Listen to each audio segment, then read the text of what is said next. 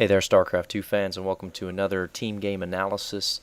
Today we're going to specifically be looking at harassment and how that can affect the outcome of the game and the opponents that you play against. First of all, down here in the bottom left-hand corner, we have myself spawning as the Purple Terran.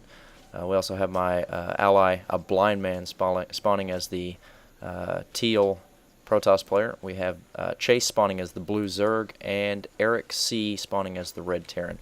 First thing to note is that this is an 8-player map. You have these other spawn locations as well.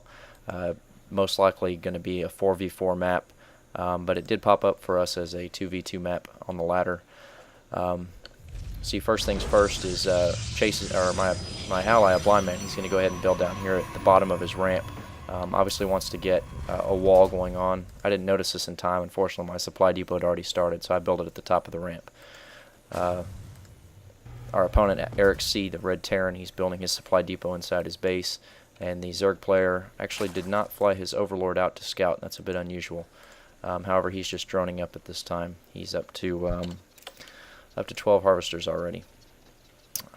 We'll go ahead and I'll throw my barracks down here in the front part of our base, again creating that wall, and Blind Man throws his gateway down here as well.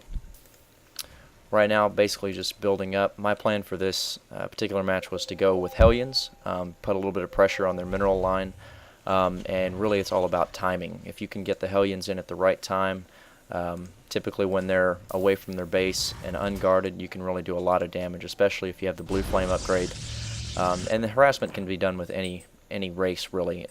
Some speed zerglings, if you can get those by, you can do a lot of damage to some drones or some SCVs. Same thing for Protoss. If you can get a few Zealots in there, or a couple of Stalkers, or even if you're able to tech up to DTs, typically your opponent will most likely not have detection. You can really do a lot of damage that way as well. So we look at the Red Terran here. He's throwing down a couple of barracks. He's already got his first one down. Has a couple Marines queued up. Obviously, no gas we see here, so he's obviously going to be going mass Marine build, because anything else he would require gas to get. A couple of supply depots as well. Right now he's sitting on 17 SCVs, so he's definitely just going a lot of minerals and just mass Marines. Look over here at the Zerg player. He does have his spawning pool down now. No speed upgrade on the way. Actually, we see the Roach Horn going down at this time. And just one gas, but he does have it fully saturated. He's up to 16 drones now, so he's still droning, but not quite as hard as he was. You can see the single larva here that he's not using at this time. Look down here at Teal, the Protoss. He's got a gateway going down here at the top of his ramp, chrono boosting out a Zealot to kind of finish the wall off here, and I'm getting a tech lab on my barracks. I do have the factory going down as well. You'll notice I have both gases. This gas in particular, I actually only have one SCV here. Definitely should be getting that set up pretty quickly, as actually I have 127 gas, which really the only thing I plan on doing is getting a tech lab on the factory and getting the blue flame upgrade, so only going to need 175 gas for that, so it's not necessary to have too much extra. I do go ahead and throw down another barracks, obviously, because I want to pump out some extra units to help when they do push. Now, a lot of times with 2v2 and even the other multiplayer maps, it's really about who pushes first and who pushes together. In that case, usually they're going to be facing up against one army. With this map in particular, because our ramps are so close together, our spawn locations are so close together, we're actually able to combine forces rather quickly when they do decide to attack, and the same thing for them. They're able to bring their forces together into this area very quickly if we decide to attack. So it's not so much about who can get units there the most efficiently. It's about who can defend their base more effectively. So we still see the Terran player here, no gas going down, still doing mass barracks. He has actually 1, 2, 3, 4, 5 barracks going up, and a nice line of supply depots here that he's constructed. 6 barracks going down now, so obviously focused only on pumping Marines. Finally actually going to throw down his gas, double gas here, but he is up to 27 harvesters, so he's been very, very effective about getting a lot of workers earlier in the game.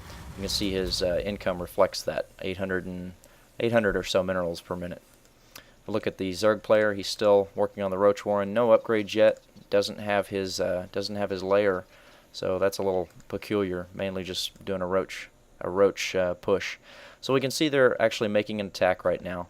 If we take a look, I did manage to get my starport out and waiting on that last hellion to pump out of my factory, which has just shown up now. Actually, I guess I did not get the blue flame upgrade in this map. Actually, I thought I did. So regardless, hellions are still very effective versus those light units. They still do immense damage. So with that medevac going over here, that was my plan, was to go ahead and drop in their base before they made a push. Unfortunately, they did go ahead and make a push here. Now I bring what little units I have, which are mainly just a few Marines, to help my ally out. He's thrown down some force field, which has really helped separate out the units. They do manage to pick off the pylon there, which does unpower this one warp gate. However, he does still have 2 gateways up here, 3 gateways actually in the forge. No upgrades yet, it doesn't look like on that forge. So we still have a few units coming in. But if we back up just a little bit and check out that hellion harassment and what happened there, you'll notice that my medevac's going to make its way up here. We'll speed up just a little bit so we can catch up. So right now, if we take a look at the mini-map, we'll see their attack is coming in. And I go ahead and decide, well, obviously their base is going to be undefended right now. The best time to attack is when they're undefended. Anytime you can do some harassment when you know there's going to be very few, if any, if not any units in their base, that's when you can really do a lot of damage. So if we take a look here, fortunately for me, the Zerg player does actually try to surround my hellions. I'm not sure what he was doing there. Turn the health bars on real quick. You can see just how many drones have gone down. He's down to only 11 workers now. Now, also knowing that that the other opponent was attacking with him as well, I go ahead and move into his base, and you'll notice that I'm able to do substantial damage before he pulls his SCVs away. He quickly drops. He's down to 22 harvesters already. He does have a couple Marines up here, but unfortunately for him, they are light units, and the hellions do incredible damage against them as well. Do go ahead and pick off a couple last SCVs. That actually takes them down to, looks like only 12 harvesters for him and 5 harvesters for his allies. So their economy is really in poor shape right now.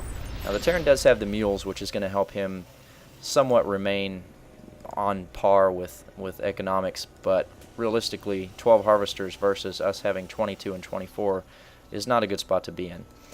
What that also allowed me to do was all of their units began retreating because they knew they were under massive assault in their base.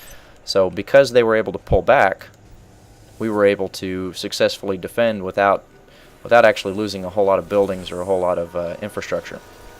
So we'll go ahead and my ally is going to go ahead and throw down his expansion. Obviously a good time to do that since we know that they're playing a little bit defensive now that they know that we're being a little bit aggressive in terms of drops and moving around the map, having a little bit of map control. My ally does have quite a few stalkers here and a couple zealots. I'm actually throwing down my command center as well. Take a look over at the production tab. We can see that I have a lot going on actually. I have Terran level 1 weapons, infantry weapons, a tank, medevac, siege modes on the way. But if we look over at their production, basically they're just producing workers. We do have a factory going down for the red Terran, but aside from that, they're basically just getting their buildings and everything back up to where they were. They're not producing any attacking units. There's one roach going down at this time. They do have quite a few Marines, quite a few roaches, but obviously they're scared now to leave their base because of the potential for another drop. The red Terran player does actually decide to go ahead and throw down a command center. He knows he needs to catch up in minerals. Unfortunately, he does get scanned, and that's never a good thing when you're trying to expand. It might have actually been a better idea to expand somewhere a little less obvious. One of these expansions would have been quite effective, as you can see we haven't scouted them, still dark. So we do go ahead and push out here. We definitely want to keep them from expanding. Knowing that we have now expanded, we have these buildings on the way, we want to keep that advantage. We want to keep that economic advantage. If we take a look back over at the income tab, they have caught back up in harvesters, but in terms of expense, they spent a lot of minerals not only producing those harvesters again, but making up for the lost mining time. You can see the teal player, he's going to go ahead and move in here. I just left my units here because I actually wasn't microing very well during this game. And we will see that Eric is actually forced to cancel this expansion, which is pretty unfortunate for him because he really did need to get some type of economic process back up, but it just wasn't working out for him. So he does go ahead and decide now that we've retreated, let's go ahead and try and expand one more time. So unfortunately, you lose, I think, 25% of your building costs, so he just lost 100 minerals by canceling that building, and now he's having to start over again. Considering it was halfway done, that is a lot of lost time for him. You can see his base is starting to get mined out quite a bit. He has been using his mules, which does mine it out much more quickly. He did go ahead and drop the turret here, which probably not going to be terribly effective since we haven't gone air units. It would protect against the medevac, but I would most likely be dropping more over in the corner of his base anyway, so don't know that that was the wisest choice for him. One thing that Blue actually never did was to get any sort of spotter down here at the bottom part of the map. He does have this one overlord, but the vision is just not so great. If we take a look at his vision, not his map vision, I can fly in this dark area here. Anywhere here I could land and completely not be spotted by him whatsoever.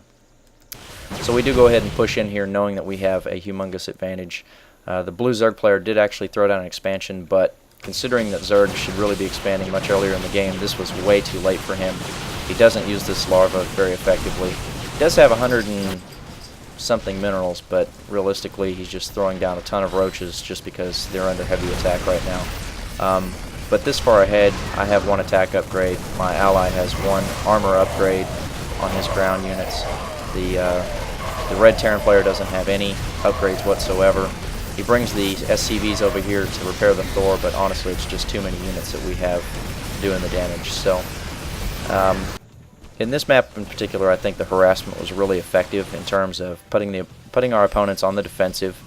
Even though they could have actually pushed in and done quite a bit more damage when they were making their attack, they just got scared and basically were forced to pull back and try and defend the Hellion harassment that we had. If they had continued their assault with the Marines and the roaches and pushed up in here, they could have done quite a bit of damage to Teal or myself.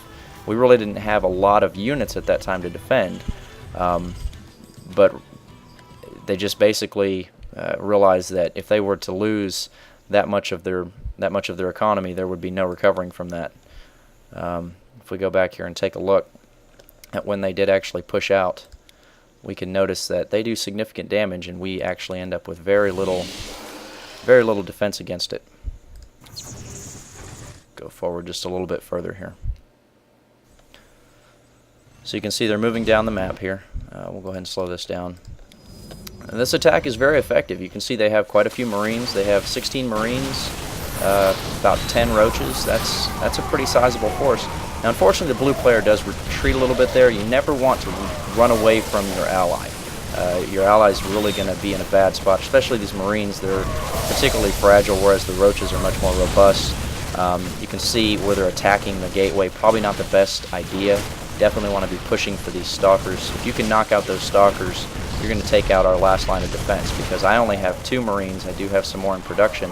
But with only 2 Marines here to defend, which now just died, and a handful of stalkers, I think this force, with this lagging roach back here, really could have done a lot more damage if they were more coordinated in their attack. And they do take out a barracks, they do take out a gateway and a pylon, and they take out some of our attacking units. But in terms of actual army size, they didn't really decrease Teal's army size. He was able to actually continue to macro up, get some more units out, and basically just force these guys to retreat. You see that one Marine, bad rally point. Never want to let that happen either. So with harassment, you can really do a lot of damage. You just really have to stay on top of microing and making sure that you're helping your opponent defend at the same time. And again, the best time to do it is when your opponents are out of position. If you can catch them when they're moving around the map, doing scouting, whatever the case may be, you can really do a lot of hurt. Especially if you're using any type of unit that's going to just decimate light units like these SCVs. Hopefully this is something you guys can use in your daily laddering and gameplay, and hopefully you've enjoyed my cast. Thank you.